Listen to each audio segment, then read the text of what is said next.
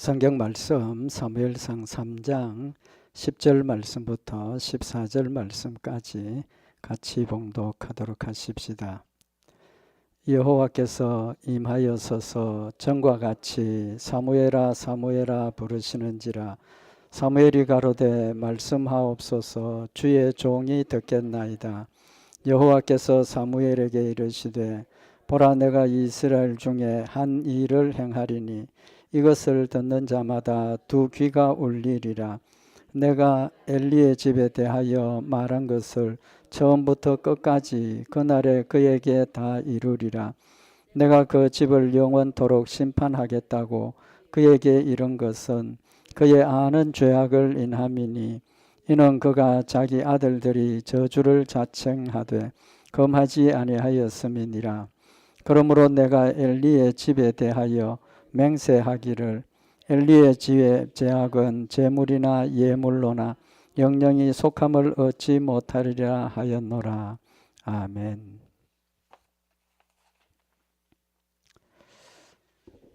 우리 사무엘상 3장에 있는 말씀은 하나님께서 사무엘을 이제 택하셔서 엘리 대신에 이스라엘 백성들에게 선지자의 역할을 감당하게 하시는 내용을 기록을 하고 있습니다.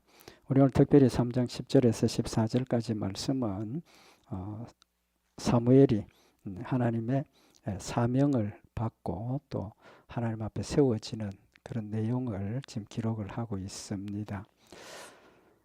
오늘 본문에 나타나는 말씀처럼 또 사무엘상 3장에 나타나는 말씀처럼 엘리 제사장이 하나님의 사명을 받고 또 나라를 이끌어가는, 영적으로 나라를 이끌어가는 이제 그런 상황에서 1절에 보면 하나님의 이성이 흔치 않던, 이제 하나님과의 어떤 의미에서 보면 하나님과의 관계가 단절까지는 아니지만 거의 단절이나 마찬가지로 하나님의 뜻이 전달되지 않고 또 이스라엘 백성들이 하나님께 열심히 간구하지 못하는 그런 영적인 어두움의 그런 시대입니다. 그런 때 아이 사무엘이 하나님의 소명을 받고 또 하나님의 뜻을 이루기 시작하는 이제 그런 내용을 우리에게 교훈을 하시는 말씀입니다. 하나님께서 우리 모든 성도들에게 사명을 주셨습니다.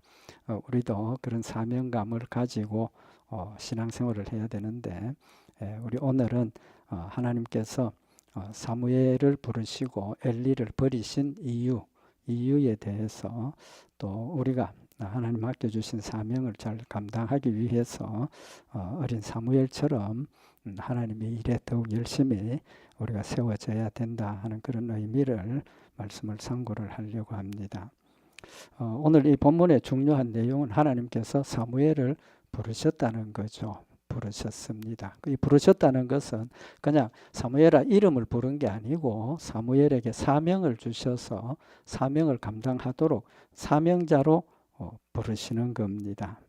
그래서 사무엘상 3장 7절에 보면 사무엘이 아직 여호와를 알지 못하였고 여호와의 말씀이 아직 그에게 나타나지 아니했던 때를 이제 지나서 하나님께서 그를 부르시고 사명을 주시는 겁니다. 그런데 이 사무엘이 얼마나 아직까지 영적으로 잘 몰랐던 어린 아이니까 잘 몰랐던 그런 내용을 우리가 이해할 수 있는 게 하나님께서 사무엘을 부르셨습니다. 그죠? 부르셨는데 알았습니까? 몰랐습니까? 하나님의 부르심인 줄 몰랐죠. 그래서 엘리 제사장이 부르는 줄 알고 쫓아가서 날 부르셨습니까? 이제 했을 때 엘리 제사장이 아니 나 안 불렀다 가서 자거라. 다시 가서 이제 자리에 누웠는데 또 두 번째 일이 있었고 또 가서 엘리 제사장이 아니다 가서 누워라. 세 번을 불러서 세 번째 이제 엘리 제사장에게 갔습니다. 그때 엘리 제사장이 뭐라고 이야기를 합니까? 엘리 제사장이 내가 너를 부른 게 아니고 내가 이제 보니까 하나님께서 너를 부르시는 것 같다. 그러니까 이번에 다시 너를 부르면 하나님 내가 여기 있습니다 라고 대답을 하라고 가르쳐 주죠. 그래서 네 번째 이제 하나님의 부르심에 사무엘이 응답을 하고 하나님께서 주신 사명을 감당하게 되는 이제 내용입니다. 그래서 사무엘상 3장 1절에 보면 좀 전에도 말씀드린 것처럼 아이 사무엘이 엘리 앞에서 여호와를 섬길 때에는 여호와의 말씀이 회개하여 이상이 흔히 보이지 않았더라. 하나님의 어떤 뜻들이 잘 전달되지도 않고 또 하나님의 역사가 이스라엘 백성들 앞에 잘 나타나지도 않는 그런 상황이었습니다. 그리고 지금 사무엘이 부르심을 받는 이때는 청소년, 아이 때라고 우리가 볼 수가 있죠. 그래서 하나님께서 이런 영적으로 어두운 시대에 엘리 제사장을 제쳐두고 누구를 불렀습니까? 사무엘을 불렀다는 거죠. 그래서 사무엘을 부르셔서 하나님의 뜻을 알려주시고 전하라 그랬습니다. 제일 처음 주신 전하는 사명의 내용이 뭡니까? 오늘 나타나는 말씀처럼 하나님께서 엘리 제사장에게 하실 일을 사무엘에게 전했고 사무엘이 엘리 제사장에게 전하게 되는 이제 그런 사실이 첫 번째 사명을 감당하게 하신 겁니다. 근데 사명에 대해서 말씀을 드리는데 우리 성도들 사명자입니까 아닙니까? 사명자죠. 예, 분명히 그걸 기억을 하셔야 됩니다. 목사만 하나님의 소명을 받아서 목회를 하는 게 절대로 아닙니다. 똑같이 우리 성도들도 하나님께서 구원하셨고 하나님께서 사명을 주셨습니다. 그럼 무슨 사명입니까? 하나님께서 우리 성도들에게 주신 사명이 뭡니까? 데살로니가후서 2장 13절에 보면 주의 사랑하시는 형제들아 우리가 항상 너희를 위하여 마땅히 하나님께 감사할 것은 하나님이 처음부터 너희를 택하셨다는 사명자로 택하신 겁니다. 성령의 거룩하게 하심과 진리를 믿음으로 구원을 얻게 하셨다. 믿음을 주셨다는 것은 우리를 택하셨고 구원을 받게 하셨고 구원받게 하신 목적이 있다는 겁니다. 그 목적이 뭡니까? 로마서 2장 29절에 보면 하나님이 미리 아신 자들로 또한 그 아들의 형상을 본받게 하기 위하여 미리 정하셨으니 이는 그로 많은 형제 중에서 맏아들이 되게 하려 하심이니라. 하나님께서 우리를 부르신 목적, 우리의 사명은 뭡니까? 예수 그리스도의 형상을 담는 것이 우리의 사명입니다. 가장 기본적이고 가장 중요하고 핵심적인 사명이 우리가 예수 그리스도의 형상을 닮아가는 그 사명이 우리의 사명이라는 것을 우리 마음에 새겨야 된다는 겁니다. 왜 우리가 그리스도의 형상을 본받아야 합니까? 우리의 삶이 변화되어야 된다는 거죠. 왜 그렇습니까? 마태복음 3장 5장 13절에 보면 너희는 세상의 소금이니 소금이 만일 그 맛을 잃으면 무엇으로 짜게 하리요? 후에는 아무 쓸모없어 다만 밖에 버리고 사람에게 밟힐 뿐이니라. 너희는 세상의 빛이라 산 위에 있는 동네가 숨기지 못할 것이요 이같이 너희 빛을 사람 앞에 비치게 하여 너희로 너희 착한 행실을 보고 하늘에 계신 너희 아버지께 영광을 돌리게 하라. 하나님께서 여러분과 저에게 주신 사명이 뭡니까? 우리는 하나님의 백성으로 거룩한 백성으로 세워주셨고 그 거룩한 백성으로 세워주신 어린 아이와 같이 태어난 그 중생하는 그 순간부터 예수 그리스도의 형상을 닮아가는 건데 형상을 담는 목적이 뭡니까? 너희는 세상의 소금이라는 겁니다. 너희는 세상의 빛이라는 겁니다. 세상에 죄악이 물들어가는 세상에서 우리가 거기에 녹아 들어가서 우리의 삶으로 하나님의 형상을 닮아가면 그 모습을 통해서 세상의 죄악이 점점 정하게 깨끗한 쪽으로 간다는 겁니다. 썩지 않도록 간다는 거죠. 또 우리의 삶이 하나님의 예수님의 형상을 닮아가면 우리의 행동이 무슨 행동으로 나타납니까? 당연히 선한 행동으로 나타난다는 거죠. 악을 우리는 멀리하고 악을 절대로 행하지 않고 하나님의 말씀대로 착하고 의로운 삶을 살아가면 우리의 삶 자체가 빛이 되고 소금이 되어서 죄악에 물들어가던 사람들이 우리의 모습, 선한 모습을 보고 하나님께 영광을 돌리게 되고 예수를 믿지 않더라도 죄와는 단절되고 경건하고 거룩한 삶들이 이루어진다는 사실을 우리에게 말씀을 하고 있는 겁니다. 그럼 이것이 제가 그냥 드리는 말씀이 아니고 하나님께서 명백하게 우리 성도들에게 주신 말씀이 있습니다. 우리 성도들의 직분이 뭡니까? 성도들의 직분이 뭡니까? 베드로전서 2장 9절에 보면 오직 너희는 택하신 족속이요 왕같은 제사장들이요. 우리 성도들이 제사장입니다. 제사장이에요. 왕같은 제사장들이요 거룩한 나라요 그의 소유된 백성이니 이는 너희를 어두운 데서 불러내어 그의 기이한 빛에 들어가게 하신 자의 아름다운 덕을 선전하게 하려 하심이라. 우리 성도들 다 제사장입니다. 목사만 제사장이 아니고 우리 모두가 성도들이 제사장입니다. 그리고 제사장이라는 의미가 뭡니까? 제물을 하나님 앞에 드리고 예배를 드리는 거 아닙니까? 하나님께서 우리에게 하신 말씀이 뭡니까? 너희 몸으로 하나님께 뭐 하라 그랬습니까? 산 제사로 드리라 그랬습니다. 우리의 삶 자체가 먹고 마시고 일하고 행하는 이 모든 것들이 하나님 앞에 드려지는 제사입니다.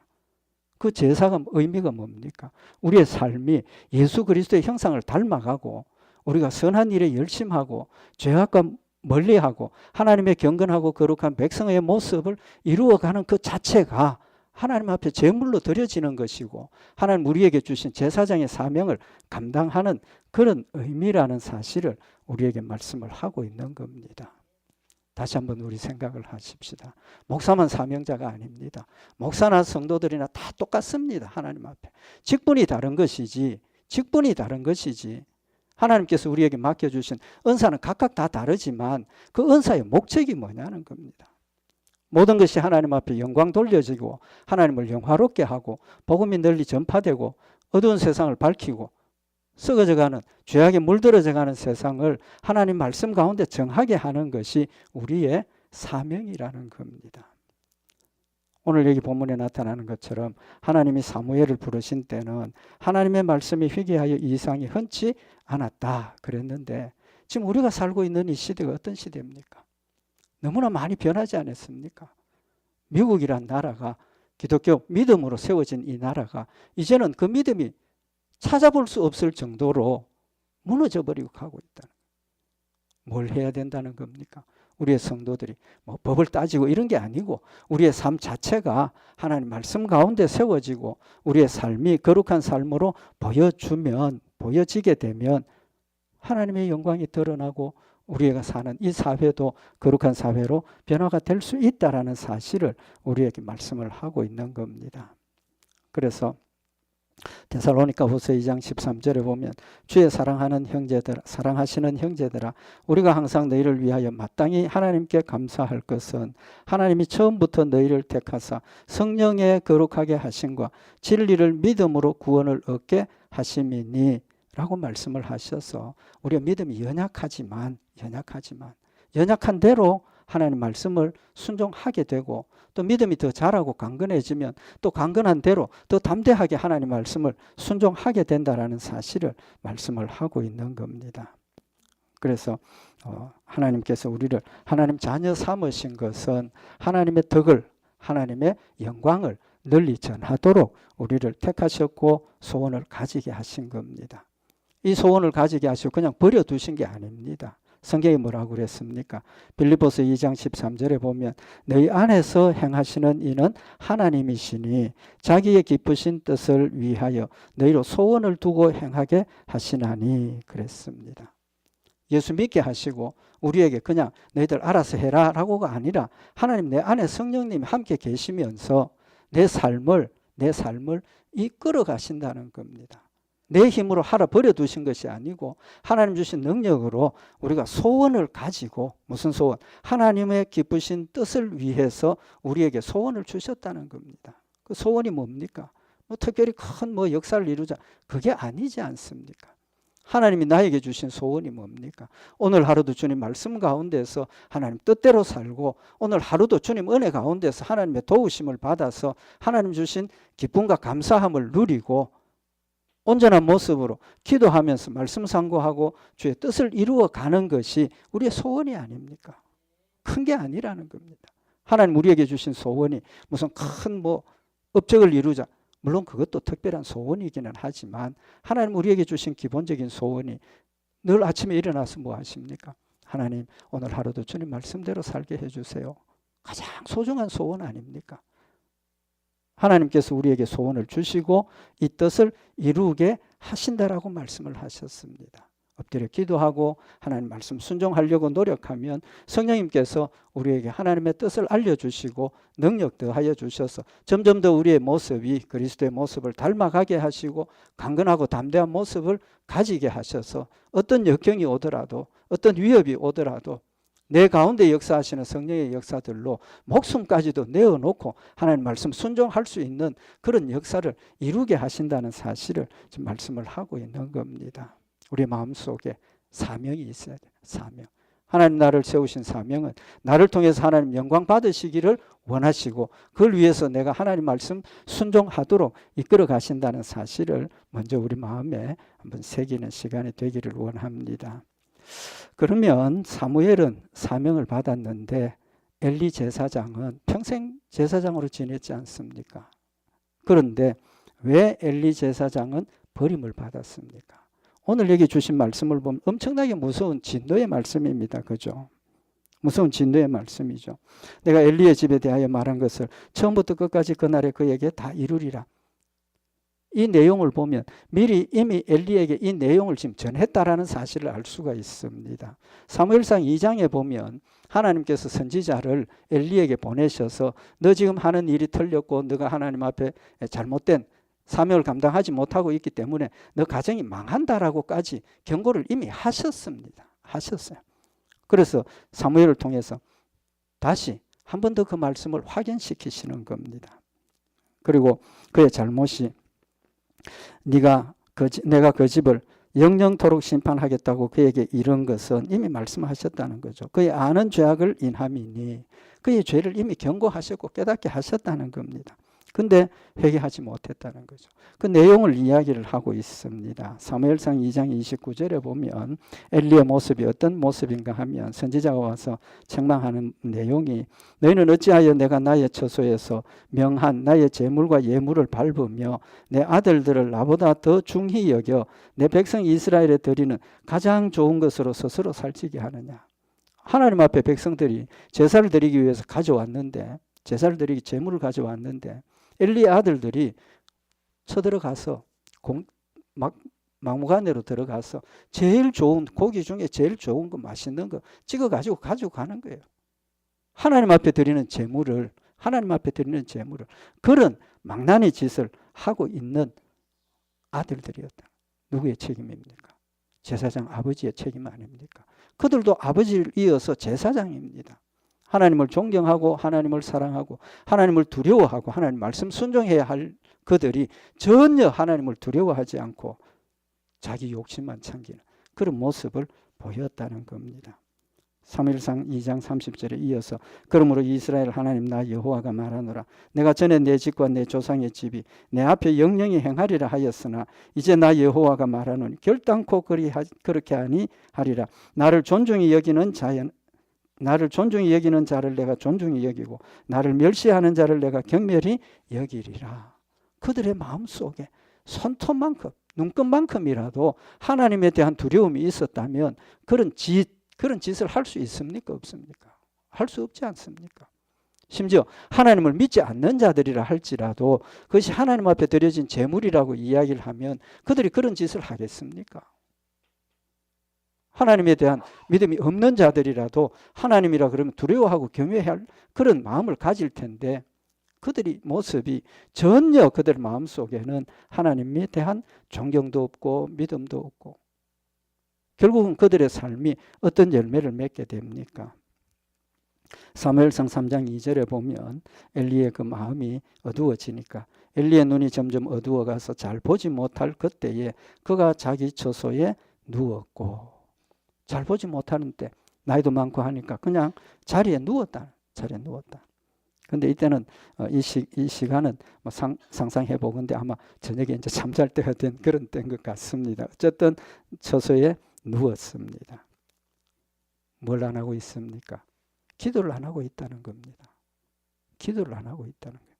지금 이 시대에 처한 현상이 뭐라고 그랬습니까? 하나님의 이상이 희귀했다. 처음부터 말씀을 드렸지만 하나님과의 관계가 지금 단절된 그런 상황을 우리가 연상할 수 있는데 왜 그렇습니까? 왜 그렇습니까?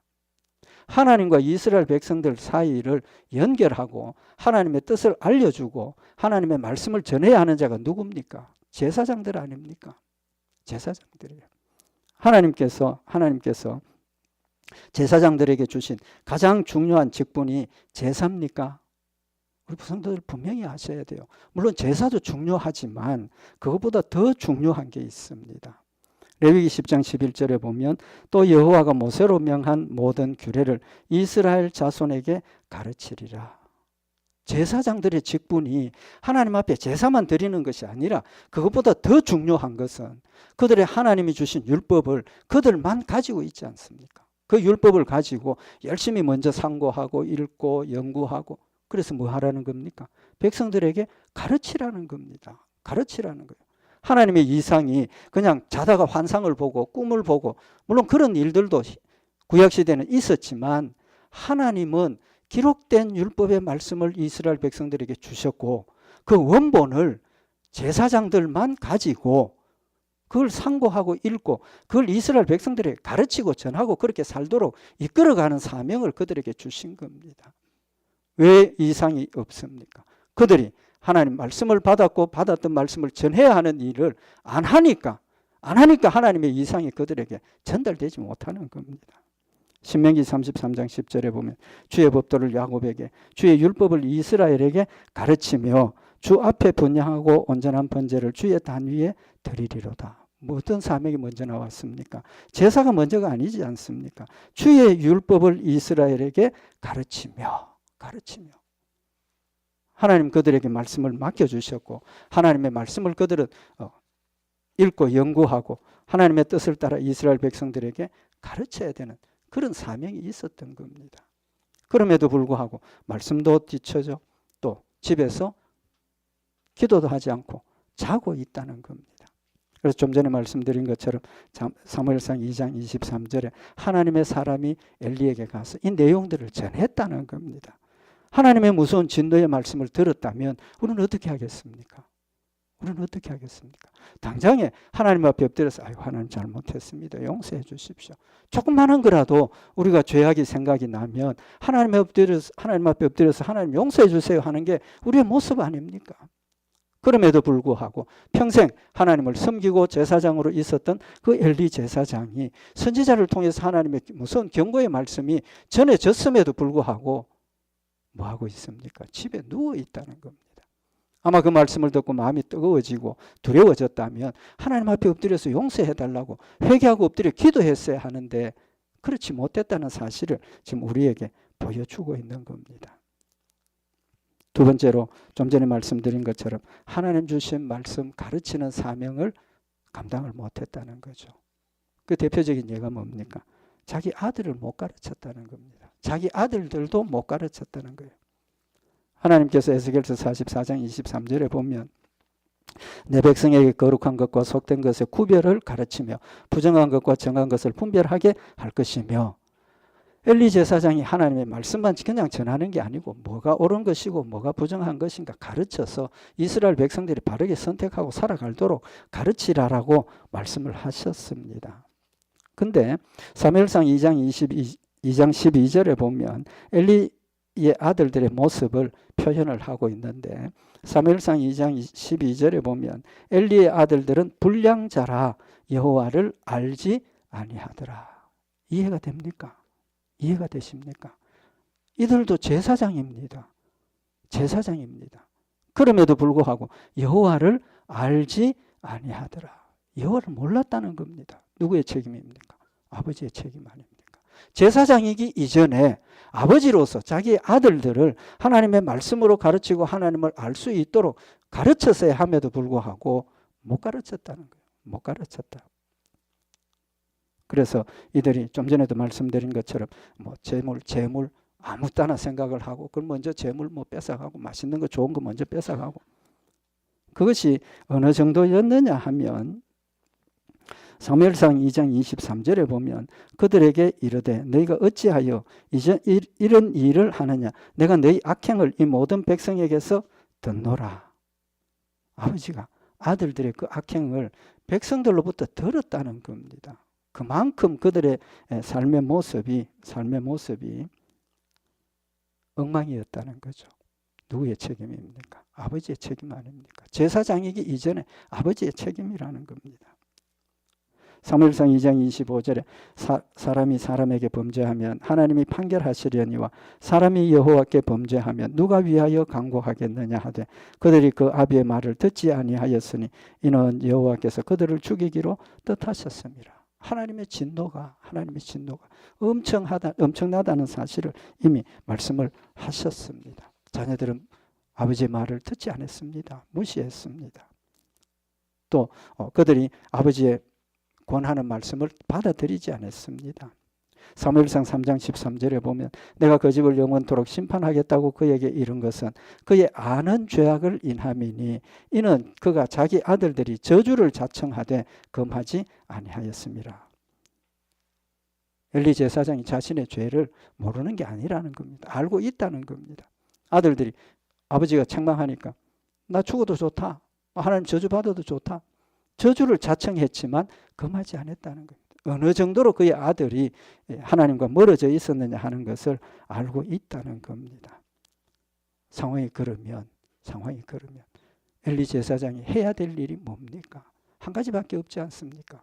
하나님 앞에 엎드려서 밤을 새우고 기도하고 하나님 앞에 엎드려서 금식하고라도 하나님 이 자식들 용서해 주시고 회개하게 해 주십시오.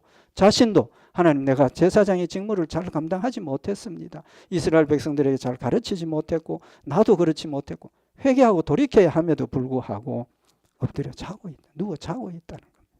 하나님 우리에게 원하시는 게 뭡니까? 충성입니다. 충성. 그가 아들을 가르쳤어도 하나님의 뜻이 아니면 그들이 회개할 수도 없었겠지만 그럼에도 불구하고 뭐 해야 됩니까? 가르쳐야죠. 계속 가르치고 기도하고 충성을 요구를 하시는 겁니다. 맡은 자에게 구할 것은 충성이라고 하셨는데 엘리 제사장은 자신의 일에 충성하지 못했던 겁니다. 마지막으로 한 가지 엘리 제사장이 제일 큰 실수를 한 게 뭡니까? 실수가 뭐냐 하면 사무엘상 2장 27절에 하나님의 사람이 엘리에게 와서 여러 가지 재물이나 이런 죄악된 것들을 지적을 했죠. 무슨 경고의 말씀이 있었습니다. 그러고도 못 깨닫고 있다가 지금 사무엘이 다시 전하게 됩니다. 여호와께서 사무엘에게 하신 말씀이 이제는 그 집을 내가 멸망시키겠다라고 말씀을 하셨죠. 그리고 제사장 엘리 제사장이 그 다음 날 아침에 궁금하죠, 그죠? 하나님께서 사무엘을 불렀으니까 뭔가 말씀을 하셨을 것 같은데 궁금하죠. 그러니까 엘리 제사장이 사무엘을 부릅니다. 불러가지고 사무엘상 3장 17절에 보면 가로되 네게 무슨 말씀을 하셨느냐? 청하노니 내게 숨기지 말라. 네게 말씀하신 모든 것을 하나라도 숨기면 하나님이 네게 벌을 내리시고 또 내리시기를 원하노라. 숨기지 말고 이야기를 하라는 겁니다. 사무엘은 하나님의 말씀을 들었는데 이 내용을 엘리 제사장에게 전할 수 있습니까? 없습니까? 보통 사람이면 못 전하지 않겠습니까? 그 무서운 진노의 말씀을 어떻게 전하겠습니까? 주저하고 있는 사무엘에게 엘리 제사장이 진실을 말하라. 안 하면 하나님께서 벌 위에 벌을 무서우니까 그대로 전하게 되죠. 엘리 제사장의 태도가 뭡니까? 3장 18절에 보면 사무엘이 세세히 말하고 조금도 숨기지 아니하니 그가 가로되 이는 여호와시니 선하신 소견대로 하실 것이니라 하니라. 엘리 제사장의 대답이 이는 여호와시니 선하신 하나님이시니 하나님의 뜻대로 하나님의 선하신 뜻대로 되기를 원한다. 하나님 뭘 원하십니까? 지금 엘리 제사장이 이야기하는 하나님 여호와의 선하신 뜻이 뭡니까? 회개하는 거 아닙니까? 하나님이 원하시는 것은 우리의 죄를 지적해 주시고 말씀을 통해서 선지자들을 통해서 이스라엘 백성들의 죄를 지적하고 깨우쳐 주신 목적은 단 한 가지밖에 없습니다. 그들이 회개하고 돌이키고 용서받기를 원하시는 겁니다. 하나님께서 내 죄를 깨닫게 하시는 이유가 뭡니까? 회개하라고 깨닫게 하시는 겁니다. 모르고 지나가면 용서함 받지 못하기 때문에 내 죄를 깨닫게 하셔서 하나님 앞에 내 죄를 고하게 하시고 용서하시기를 원하시는 하나님이신 겁니다.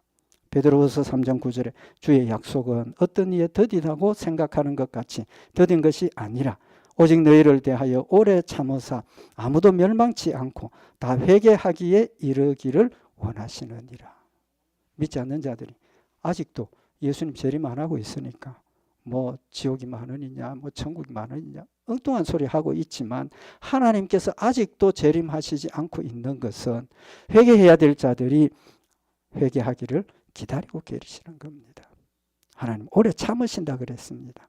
원하시는 것은 아무도 멸망치 않고 다 회개하기에 이르기를 원하신다고 하셨습니다.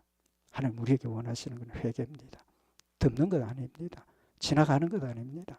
우리의 모든 것들을 하나님 앞에 내어놓고 회개하면 용서하시는 하나님이십니다. 다윗의 경우도 우리가 알고 있지 않습니까? 우리아의 아내를 취하고 그 무죄한 충성스러운 신하를 죽음에 내어보냈지만 하나님께서 그에게 그의 죄를 지적했을 때 다윗은 뭐라고 그랬습니까? 왕으로서 모든 백성이 다 알고 있지만 그 자리에서 내가 잘못했습니다. 그랬을 때 하나님께서 즉시로 그의 죄를 용서하시고 우리의 안에서 난 첫째 아들은 하나님 데려가셨지만 누구를 주셨습니까? 솔로몬을 주셨지 않습니까? 솔로몬 하나님 사랑을 그에게 주셨습니다. 그 의미가 뭡니까? 아무리 무서운 죄라도 하나님 앞에 내어놓고 회개하고 돌이킬 때 하나님 그 죄를 다 용서해 줘버리고 용서하시고 새로운 은혜와 축복과 사랑을 더하여 주시는 하나님이심을 우리에게 보여주시는 겁니다. 그 솔로몬이 아버지 대를 이어서 성전을 건축하게 하시는 하나님 놀라운 축복을 그에게 더하여 주셨다는 겁니다. 하나님께서 우리에게 원하시는 것은 회개입니다. 회개를 통해서 우리의 삶이 더 하나님께 가까이 가고 회개를 통해서 더 하나님 앞에 충성스러워지고 회개를 통해서 우리의 모습이 예수 그리스도의 모습을 닮아가서 이 세상에 빛이 되고 이 세상에 죄악을 정하게 하는 소금의 역할을 우리에게 맡겨주셨다는 사실을 말씀을 하고 있는 겁니다. 사무엘이 택함받았던 이유가 뭡니까? 사무엘은 하나님 앞에 있었다. 오늘 성경 내용을 보면 사무엘은 어디서 잤습니까? 성전에서 회막에서 자는 겁니다. 회막에서 잤다. 하나님 앞에서 잠까지도 하나님 앞에서 잤습니다. 우리의 삶이 뭡니까? 사무엘상 2장 21절에 아이 사무엘은 여호와 앞에서 자라니라. 여호와 앞에서 자라니라. 우리의 삶이 하나님 앞에서의 삶이 되어야 한다는 겁니다.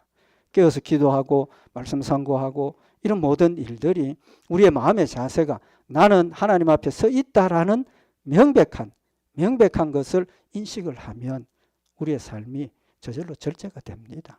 우리의 말이 저절로 절제가 됩니다. 우리의 생각이 하나님 뜻에 따라가게 되어져 있습니다.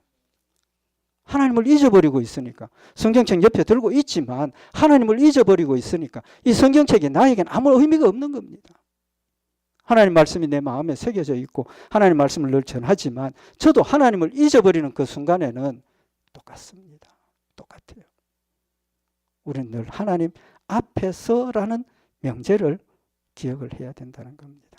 사무엘상 3장 3절에 하나님의 등불은 아직 꺼지지 아니하였으며 사무엘은 하나님의 궤 있는 여호와의 전 안에 누웠더라. 우리에게 영적으로 보여주시는 게 뭡니까? 하나님 내 안에 계십니다. 내 안에 계십니다.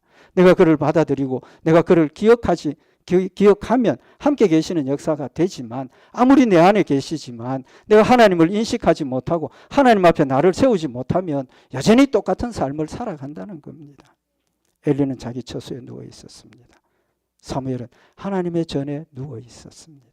하나님 앞에서의 삶을 우리에게 보여주는 겁니다. 하나님과 우리와의 관계는 내가 늘 깨어서 내가 하나님 앞에 있다는 사실을 기억할 때 온전한 하나님과의 관계가 이루어지고 하나님 말씀이 내 가운데서 생각나게 하시고 하나님의 뜻을 깨닫게 하시고 또 하나님 힘 주셔서 하나님 말씀 순종할 수 있는 힘을 우리에게 주시는 겁니다. 우리가 하나님 앞에서 삶을 잊어버리지 않도록 하기 위해서 하나님께서 우리에게 주신 명령이 뭡니까? 쉬지 말고 기도하라. 쉬지 말고 기도하라. 쉬지 말고 기도한다는 것은 항상 하나님을 기억하고 있으라는 겁니다. 기도는 하나님을 찾을 때 이루어지는 겁니다. 항상 하나님을 찾는다는 것은 내 삶이 항상 하나님 앞에 서 있다는 사실을 우리에게 교훈을 하고 있는 겁니다. 초대교회 성도들이 예수님 부활하고 난 뒤에 예루살렘 성전에 모여서 집에 모여서 뭐 했습니까? 함께 모여서 기도했습니다. 하나님의 말씀을 나누었습니다. 필요를 따라 나누고 함께 기도하고 찬양하고 하나님 맡겨주신 일들을 감당하는 그런 모습이 될 때 모든 사람들이 두려워하고 그들의 복음이 능력이 있어서 땅끝까지 복음을 전하는 열매를 맺은 것을 우리에게 보여주고 있는 겁니다. 하나님 여러분과 저에게 사명을 주셨습니다. 너는 세상의 빛이라 너는 세상의 소금이라 하셨습니다. 그 사명을 감당하기 위해서는 항상 내가 하나님 앞에 서 있다는 사실을 우리가 기억을 하고 내 앞에 서 계시는 하나님을 인식을 하고 우리가 하나님과 교제하고 교통하면서 하나님의 뜻대로 주를 섬기며 주를 영화롭게 하는 우리 복된 성도들 교회가 되기를 바랍니다. 기도드리십시다. 사랑의 하나님 아버지, 어린 아이 사무엘은 하나님 앞에 엎드려서 또 하나님 앞에 자신을 세우며 말씀 가운데 주를 섬길 때 하나님 그에게 큰 능력을 주시고 또 하나님 맡겨주신 귀한 사명 끝까지 잘 감당하게 하셔서 죽어가던 영혼들을 살리고 하나님을 영화롭게 하는 복된 열매가 된 것 다시 한번 마음에 새기는 저희들 되게 하시고 항상 우리 자신을 하나님 앞에 세워서 기도와 말씀으로 주를 따라가며 주의 뜻을 이루어가는 복된 역사에 있도록 주님 인도하시옵소서. 늘 함께 하시고 승리케 하실 줄 믿고 감사드리오며 우리 주 예수 그리스도의 이름으로 기도드리옵나이다. 아멘.